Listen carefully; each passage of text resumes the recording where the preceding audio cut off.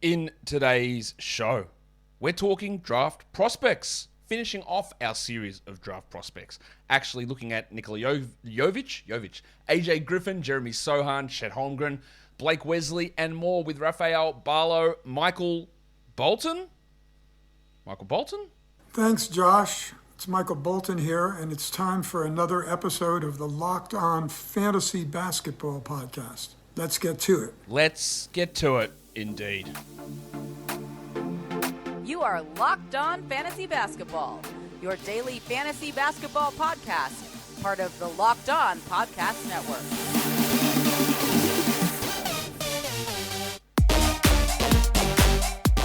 Hello and welcome to the Locked On Fantasy Basketball Podcast, brought to you by Basketball Monster. My name is Josh Lloyd, and I am the lead fantasy analyst at basketballmonster.com and at Yahoo Sports Australia. And you can find me on Twitter, as always, at redrock_bball, and on Instagram at Locked On Fantasy Basketball. Just realized on the video I hadn't flicked over to my face. Today's episode is brought to you by Arcade 1UP. Locked On is partnering with Arcade 1UP to give away 3 free NBA JAM Shaq machines. Stay tuned for later in the show to learn how to enter. Thank you also for making Locked On Fantasy Basketball your first listen every day. We are free and we are available on all platforms. So we're going to wrap up all of our draft prospects. I think there's going to be 60 plus prospects that we end up going through, and then there'll be some mock drafts coming in the next couple of days before the NBA draft. And 90% sure I'm going to go live on draft day as the draft is happening, so you can join me for the NBA draft, and we'll chat about everything that goes down there. I'll put the details of that once I get it all finalized and sorted out and make sure that is exactly what I'm doing. So we'll be doing that. But let's get Rafael Barlowe back in. We're going to talk to him about these draft prospects. Warnie? Let's get it on, Gilly. So let's bring him in now. He started off our coverage when looking at NBA draft prospects for this season, and he's going to finish off the prospect part of the program here. And that is, of course, Rafael Barlowe of the Locked On NBA Big Board podcast. Raf, welcome again after our false start of me not recording the first little bit of us talking. We're going to do it again. Welcome back. I'm good, man. I'm glad to be back on again. You know, the show's special to me. This is the one that kind of got me started with the Locked On Network, so I'm always available for you. So we're going to talk prospects, of course. We're going to wrap up all of the guys that we haven't covered yet, plus a couple of extra thoughts that Raf has on a couple of other players that he is a little bit higher on than some others might be. And we're going to start with the guy that he is higher on than the consensus opinion, and that is Blake Wesley, the guard out of Notre Dame, 6'4", 19 years of age, whose numbers, they're not good. Like, when you look at them, they're bad. 30% shooting, 66 from the line, 40 from the field, 14 points, 2.5 assists per game. Why are you having confidence in him despite those numbers, which don't stack up against a bunch of these guys like Johnny Davis and Benedict Mathurin, these guys who are going to be his contemporary-sized players or play the same sort of position? These numbers don't stack up, so why are you high on Blake Wesley? Well, if you look at Johnny Davis's numbers his freshman year, they're only about 5 points per game. And so Mathurin and Davis have a year of experience on him. And one of the things that I like about Wesley is, one, he's a great kid, but I like the upside. Kind of reminds me a little bit of Tyrese Maxey. I think he'll be able to play the 1 and the 2. Smooth athlete, good shot creator. And something to take into context with Wesley, and you can say that about some of the other freshmen also. He made the jump from high school to college basketball without really high-level AAU ball in between. And I think that was huge for a huge part of his struggles a little bit, because like the Nike EYBL is one of the toughest leagues. And because of COVID, he didn't get a chance to really play. So when he was in high school, he was, the most athletic guy. So he was always able to get to the rim. And he had mentioned it to me when I spoke with him off record, is that this was like his first time playing against guys with size. And then he said he was only 175 pounds at the beginning of the season. And so he's up to about 189 now. So I think that with the added weight and the improved shooting, I think he's going to be one of these guys that could be a real steal. And I think he's better than what his numbers indicated.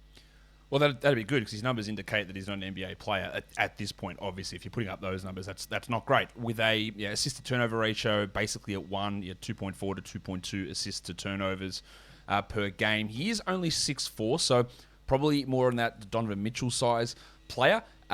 Is he? He's listed as a shooting guard. Is he a Donovan Mitchell, Bradley Beal type of shooting guard? A guy that is more of a point guard, but not a full-time point guard. He's a ball handler, a guy that can distribute, can set up an offense, or is he a complete off-ball sort of a shooting guard, like a Tim Hardaway Jr. or someone along those lines? Is he a guy we're just going to say, well, once you get there, we're just going to give you the ball and you run everything for us?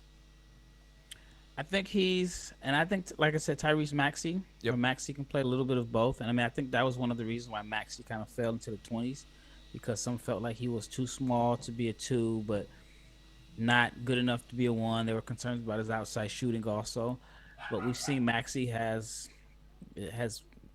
developed into a guy that I think could end up being, no pun intended, a max player. Yep. And so I think Blake Wesley has the same type of athleticism, a little bit bigger than Maxey. And I just see some similarities there. What about defensively? Is he just going to get roasted, or is the length going to be a positive there? Does he Does he try? Is he one of those guys who tries but doesn't have the quickness, or he has the quickness and doesn't try? Like, where's his defensive ability sitting? I think he's going to be a plus defender, and with his length and athleticism, he has the physical tools, and I think that he has the mindset also. And so I'm a big believer in him being a two-way player. He's got like a 6'9" wingspan, which is +5 on his height, so that's huge. And being able to leverage that, like pretty good steal rate in college as well, 1.5 per 36. That's a solid number, and we always like to look at that sort of thing. And he attempted a lot of threes. They didn't go in, but he attempted a lot. He got to the line at a decent rate as well. So there are some interesting indicators. We just need the shots to start to go in more. But he's a guy, look, when you say you're higher on him, are you lottery, top 15? Oh, that's lottery, obviously. Top 20. Like, where are you sitting with him? For me personally, I think he would be a good fit in New York. I know Knicks fans are, no matter who I say is going to New York, somebody's going to be totally against it. But I think the upside is there. Now, if New York really embraces a rebuild, then I think he's a good fit. But I think New York is going to keep trying to plug in with some older guys and keep trying to patch away. But I think that he has the length to be able to, can defend multiple positions. And I think if everything pans out, him and RJ Barrett would be a pretty good backcourt. We're going to get back to talk about the player that you are lower on, and spoiler to everybody who's hanging on to wait it, it's Chet Holmgren. We're going to talk about him in a second, but before we do that, it's time for me to tell you about Arcade 1-Up. Big news. NBA Jam is back, and it is back in POG form. No, it's not back in POG form. It's back in arcade form. Arcade 1-Up is the leader in at-home retro arcade games. Not only bring you the best game ever back, but they made it bigger than ever with a Shaq edition machine. Hopefully it's the same size as Shaq. That would be pretty cool. People are obsessed with NBA Jam. I'm thrilled to tell you guys that you can once again play hoops with NBA legends in this arcade classic. One of the first sports games that ever went huge at the arcade, NBA Jam. Got those NBA licensed teams. Superstars like Scottie Pippen, Penny Hardaway, Shaq, Mike Uzzolino, all those stars that everyone loved playing with back in the day. And you can get it at home now and pre-order from Arcade 1-Up. That's arcade, the number 1, up.com. Estimated early September ship date. They've got even more classics like Mortal Kombat as well, and the machines start from just $399. They're also giving away an NBA Jam Shaq edition to a Locked On listener. You can enter for a chance to win a game console for your wherever you want to put it. Wherever it goes in your house. Arcade1up.com/lockedon. That's arcade, the number 1, up.com/lockedon. You got until July 8th to enter to win the NBA Jam Shaq Edition console. Don't miss out. Enter today. Who are you going to play with? Raf, who are you going to play with? I'm a Blazers fan, so I forgot, was it Clyde Drexler and Terry Porter? Yeah, pretty sure. Pretty sure it was game? Drexler and Porter. Yeah, unless that wasn't Jerome Kersey era, was it? I don't think he was in there. I think it was Porter and Drexler in that area. But we're not here to talk about Drexler and Porter too much more. We're here to talk about Chet Holmgren, who you're a little bit lower on than consensus. Now, I've had him at number 1 in each of my mock drafts, and to be honest, Raf, when I'm going to do my mock draft to finish things off in a couple of days, he might move down. How low are we talking here? Like, not outside the top 5, I'm guessing, but you don't have him in consideration at number 1, or do you have him at number 2 even? I would have him at number 4, to be honest with you. So, okay, fair enough. I mean, I like Banchero. I like Banchero as a scorer. I mean, I felt like when they played heads up, Banchero was the best player on the floor. I don't think I don't think anyone could leave that game feeling like that Holmgren was better. I'm more so of a guy that if I'm going to take somebody number one, I want somebody that I feel comfortable saying, "Hey, go get me a bucket." If there's 5 seconds left on the shot clock, I want somebody that I think can create his own shot. I know Chet has shown some flashes of it, but I just don't see enough of it. And you look at the numbers. He did a lot of his damage in transition. I think he only shot like 33% on jump shots in the half court. So he mostly scored when he was able to get the rebound, push the ball up court, and shoot the three at the top of the key, or he was a trailer in transition. I just didn't see a lot of shot creation. And like I said, I guess it's like a style. I think we all have a certain preference of what we like in a player as far as their style. And for me, I like somebody that I think can, like I said, create their own shot. I think if I'm taking you number one or number two in the draft, I feel like you should be at least a go-to scorer. And I just don't see that with Chet at this point right now. I could be wrong, though. That's my concern as well. Is it like what happens when you get into the half court? Are you going to throw it to Chet and go, "Hey, figure it out"? Like that's my concern at the moment. Defensively, I don't have any worries about it. Rim protection, great. Passing, I think he's going to be fine. Shooting, I think will be okay. But can he be that guy that generates an entire offense? And it's like, wow, we have to stop Chet on the offensive end, and I don't know if that's there. So I'm still debating where we are with Chet. I can hear my dog knocking at the door to try and come in. So Raf, I'll ask you this question: out of the top five, you've got him at number 4. Out of the top 4 teams, which team do you think the best fit is for Chet? If you're like, this is a perfect situation for him to go to out of those top 4 teams, while I go get my dog. I would say, based off the way it is right now, Sacramento would be a decent fit. They already have De'Aaron Fox and they have Sabonis.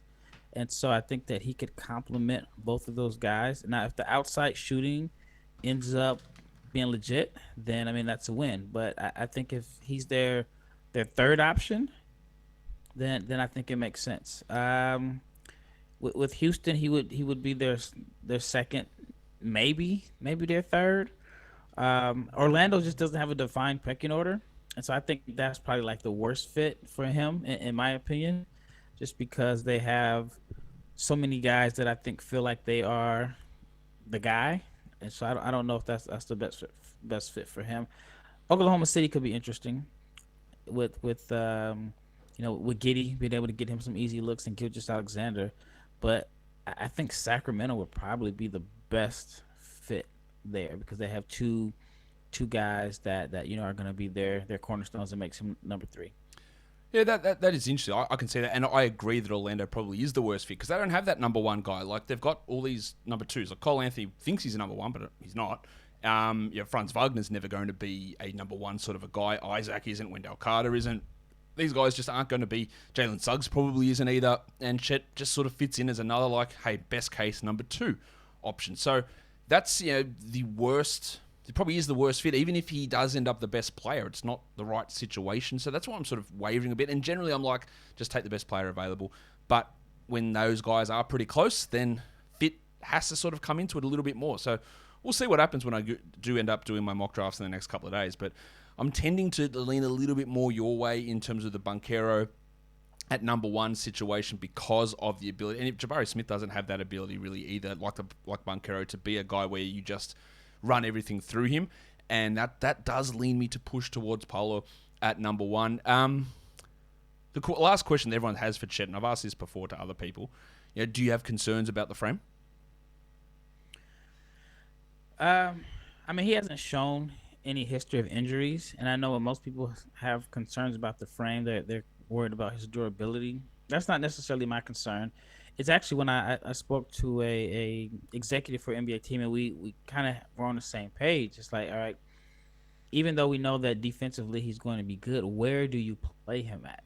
So do you play him at the 5?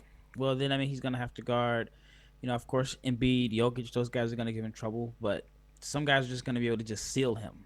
Some of the bigger guys like a Valanciunas, guys that are, going to be 60, 70 pounds more than he is. So if you play him at the 4, similar to like Jared Allen, then you kind of take away his ability as a pick and roll defender. Now he just becomes a weak side shot blocker. And you can kind of, maybe space him out by having him defend like a great shooter. So I think defensively he has all the tools, but I wonder like what is his best position and how can you maximize his tools on defense if you're not playing him at the 5? Yeah, that's going to be the concern. Now, we've seen skinny players in the NBA, probably not to this level. We've seen some guys come in. The name Giannis Antetokounmpo comes to mind because he was extraordinarily skinny, but obviously he is now absolutely gigantic. I don't think Chet's got quite the same frame to build that size on, but do you think there's any hope of him becoming even like, averagely built with stronger shoulders and a wider chest? Like, is there hope for him to put on that weight, or is it just not going to happen? You don't think? That's the multi-million-dollar question. I saw him at the combine, and he looked even skinnier in person. The whole stereotype or the whole joke that the TV adds 10 pounds. I feel like that was legit. I even did like some research. I think like Kevin Durant was like 215 at the same time. Even Garnett was around 215. And I think, and I don't know how correct it is. It doesn't look correct, but I just saw Victor Wembanyama is 220. That doesn't sound right at all. It doesn't sound right. They had him at 220. So if Chet is 195, it's like even if he does gain 15 pounds, which is great, he's still the same weight Durant was when Durant was a rookie. And Durant, you look at those pictures, he was extremely skinny. So there is some concern there, but at least for me, not from a durability standpoint. I even think Porzingis was 15 to 20 pounds heavier at the same stage. Yeah, Porzingis was skinny, but he wasn't that skinny. Like, he had decent-sized shoulders and a pretty big chest. So it's going to be interesting to see how that holds up, because we haven't really seen that sort of player in a very long time in the NBA. But before we get on to the next prospect, it's time for me to tell you about Rock Auto. Why would you waste time? Why would you waste money going to a local chain auto parts store? It sounds like one of the dumbest decisions you could make. It's stupid. You could just get these parts for your car, whether it's brake parts, tail lamps, motor oil, or even new carpet. You can get it from Rock Auto because they're a family business. They've been serving auto parts customers online for over 20 years. Why would you spend 30, 50, even 100% more for those same parts for your car? So head to rockauto.com, browse their extensive and exhaustive catalog to check out every part that's available there for your car or truck and get them into your cart. And when you go to checkout and they say, hey, how did you hear about us? Tell them that Locked On sent you, right? Locked On, right in that box. Rock Auto. What's the thing? Amazing selection. That's it. Reliably low prices. All the parts your car will ever need. RockAuto.com. Let's go to another player who's got high pedigree but had some struggles in college. Injuries over the last couple of years have really impacted him. And that is AJ Griffin, the 6'6" forward, 19 years of age from Duke. The number one thing, let's get out of the way, absolutely elite shooting numbers. 45% from three on a decent number of attempts, 54% attempt rate. Not much else in the numbers, 10 points per game, half a block, half a steal, 1 assist. Injuries, he played 39 games, but only 24 minutes, but injuries in the past have impacted him, and he sort of was, I guess, misused, I think, at times in that Duke offense by Coach K. The shooting, I think it's real. I don't know what you think, but what else is he bringing that's not that level of shooting? I think there's more to his game than he was able to showcase. I know that he got injured he had like a lower leg injury at the beginning of Duke's, I guess their camp. I was going to say training camp, but I guess at the beginning of the school year. And I think that kind of set him back. And even though he did play, he might have played the entire season. Yeah, he basically take did. A game or two. I felt like they were just kind of bringing him along slowly. He wasn't really aggressively attacking the rim. He did start showing some flashes towards the middle of the season when they brought him into the starting lineup. But I think, like you said, he was mostly just used as a spot-up shooter. So I feel like, if you look at his high school film, you can see that he did show more ability to put the ball on the floor. I don't think he's going to be like an exceptional rim, a guy that puts a lot of pressure on the rim. But I do think that there's, again, like more to his game. I think that he should be able to use his size and kind of punish smaller defenders on switches. And when I first watched him, I understood a little bit of the Jimmy Butler comparisons. But if you watched him at Duke, then you're not understanding why he was compared to Jimmy Butler at one time.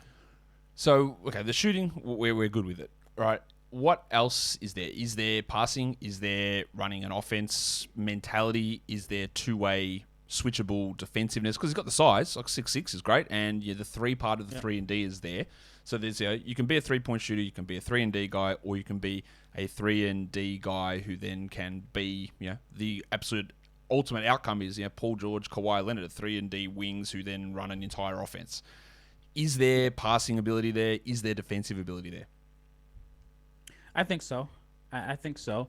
I'll go back to the Jimmy Butler comparisons. Butler, I don't think he gets his just due in a sense because he's not like a really sexy player in a sense. Like you don't really see Jimmy Butler highlights as very basic in a sense, but he's very good at what he does. So you can run Jimmy Butler in pick and roll. And I think over time, Griffin should be able to develop into that type of player. He's really young. He's like the second youngest player in this draft class behind Jalen Duren. Doesn't turn 19 until the end of August, so heaps of development time. You hope that the injuries are a thing of the past and that doesn't bother him, and we hope to see a little bit more flashes from him. But everything's there that you want. The shooting, the size, the position, all that stuff is there. So it's going to be interesting to see whether that actually does translate over. We're looking at another forward prospect now, and that is Nikola Jovic, the 19-year-old 6'11" wing power forward from Serbia, much like Nikola Jokic, played for the same team, Mega, over in Serbia, averaged 12 points per game, 32% shooting from 3, attempted a lot of threes.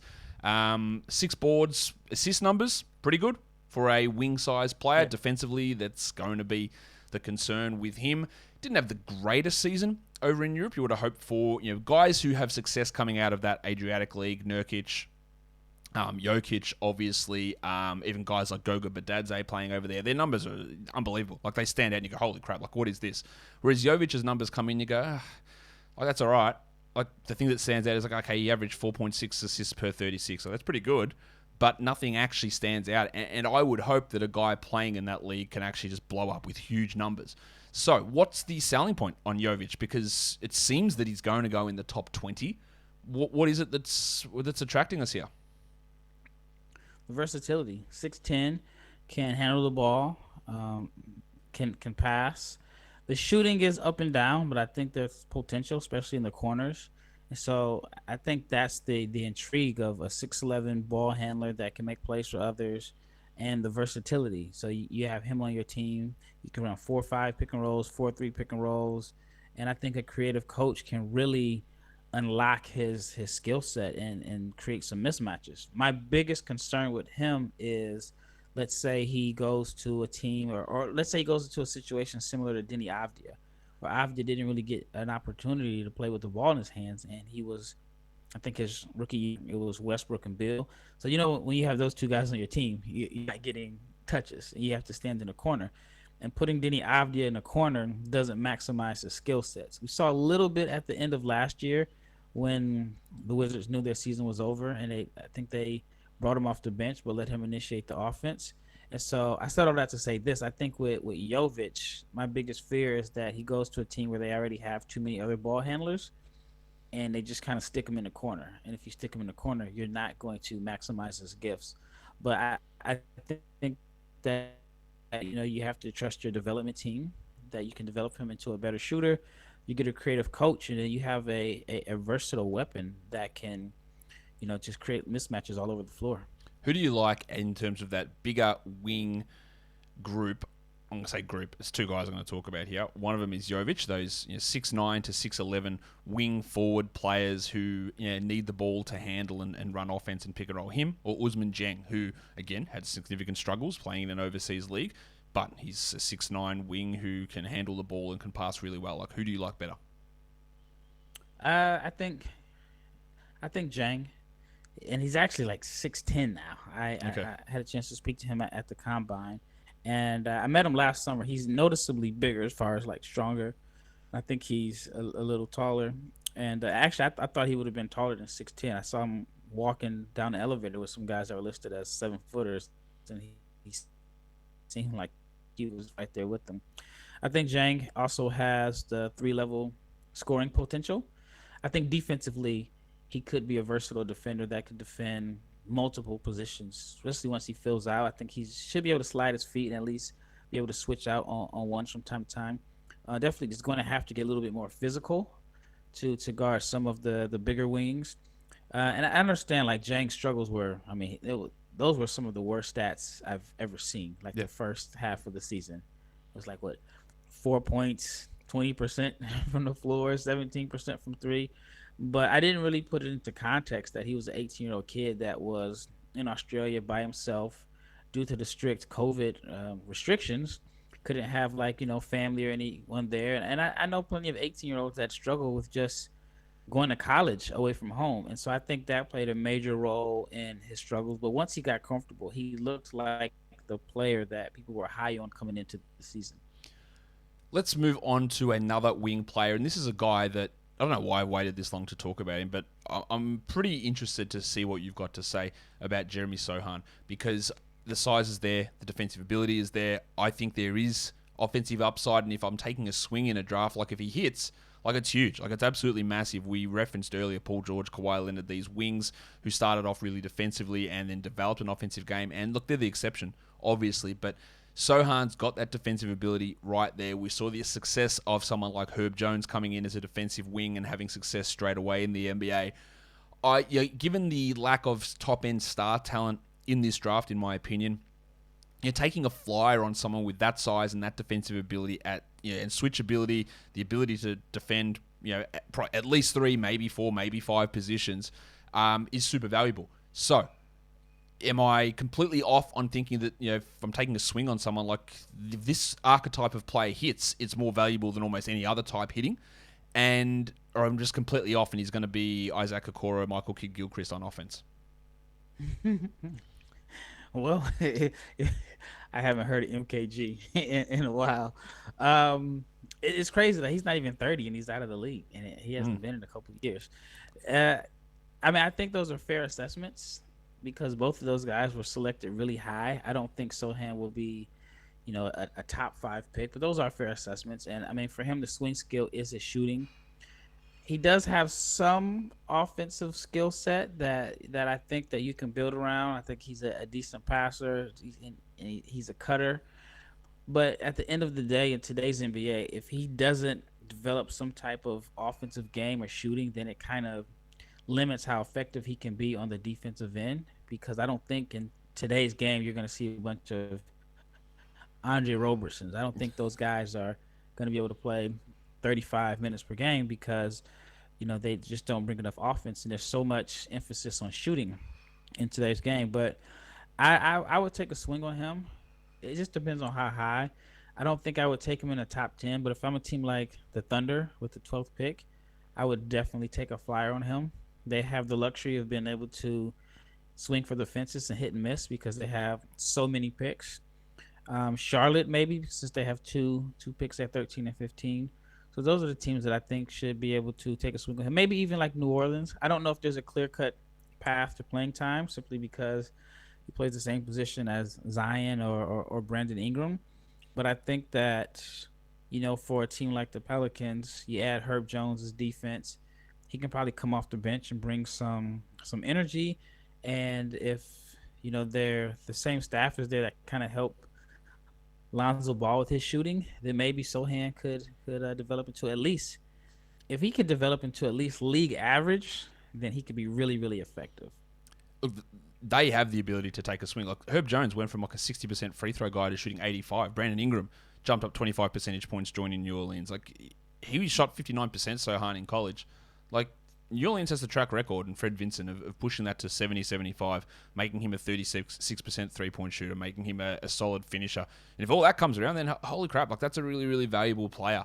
But you go to another team where nothing happens, and then you end up like Josh Eustace as a as a tall, forward wing defender who can't do anything on the other end of the other end of the court, and that's sort of where we are. So I'm really torn with Sochan because it could work out, it could be amazing, or it could just be an absolute disaster. Next guy, Keon Ellis, a 6'5" guard, Alabama. He's older, 22 years of age. Senior who's got a really high steal rate, averaged only 12 points per game and only a 17% usage, which is a little bit red flaggy to me as a 6'5" shooting guard and a senior. You're still not getting a good usage. and he shot well, 37%, really good three-point shooter, great from the free throw line. We see success for some of these older guards going late in drafts, just coming in and being solid. But is Ellis one of those players, or is he just a little bit of like, we put up these numbers that aren't even overly impressive as a senior, and I'm not sure how that translates. Well, I think if we went back a year ago, we may have been saying the same thing about Herb Jones. That's true. He was a senior. We were going to say, oh, he can't shoot. I mean, he was SEC Player of the Year, but we probably had more red flags than positives. And you never know. Keon Ellis could be this guy this year. Maybe it's a lazy comparison since they both went to Alabama. But I was high on Ellis during the season. I kind of soured on him a little bit at the combine. And I know I shouldn't put too much stock into, what I saw at the combine. But I think that he does have some potential. He's just in this weird range to where I don't see him mocked in the 30s a lot.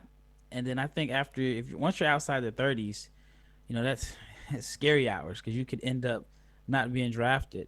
And so I think for him, it could be a situation where his agent decides it's best for him to not get drafted so they can do like what Austin Reeves did, where you can kind of handpick a situation or handpick a team that you feel gives you the best clear path to playing time. So I think he falls into that range.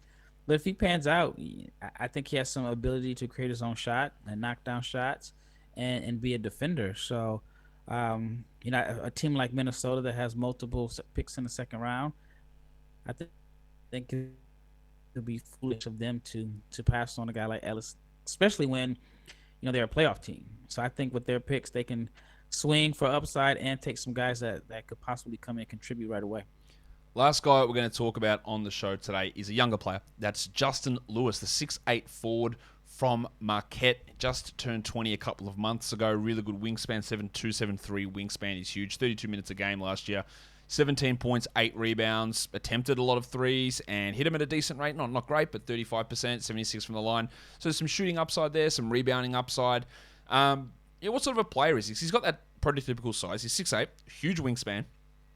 Good rebound numbers. Is he a defensive guy out there, defensive stopper out there, or is he more of a higher usage player that's never going to translate to the NBA because he had 28 usage in Marquette? What sort of role could you envisage for him in the NBA? I think he's going to have to earn his playing time as a defender.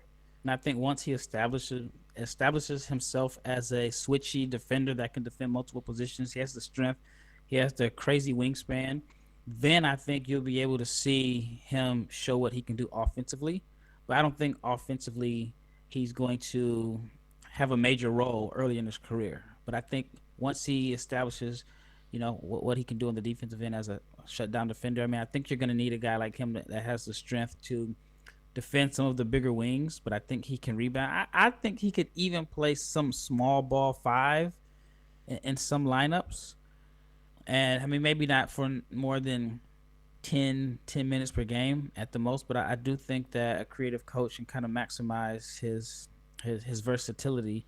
But I think he does have enough offense to where he can be a defensive stopper in a sense, but still not be a total negative on offense. What do you make of a comparison with him, say, with another guy who seems to project similarly to me in this draft, Josh Minott, the 20-year-old forward from Memphis, who has got that, again, similar size body, is probably going to have to make it work defensively to have a role in the NBA. How do you compare Lewis and Minott together? I actually think they're totally different. I think Lewis is a natural 4 in his build, while Minott he has the body type of a wing, but he's not as skilled offensively. He plays like a blue collar 4. Most of his points come from crashing the glass or cutting offensive rebounds or whatever. I think he's a good passer. I think that he's shown some flashes of being a decent passer. I actually spoke to a former coach of his, and maybe it was former coach talk, but he thought that he had the defensive potential to be like Mikal Bridges. Just didn't get the right opportunities in Memphis, and he has a long ways to go as a shooter, but he believes that he could be one of those defenders that you can put on the other team's best player for 30 minutes per game, and he makes the offensive player work for every shot.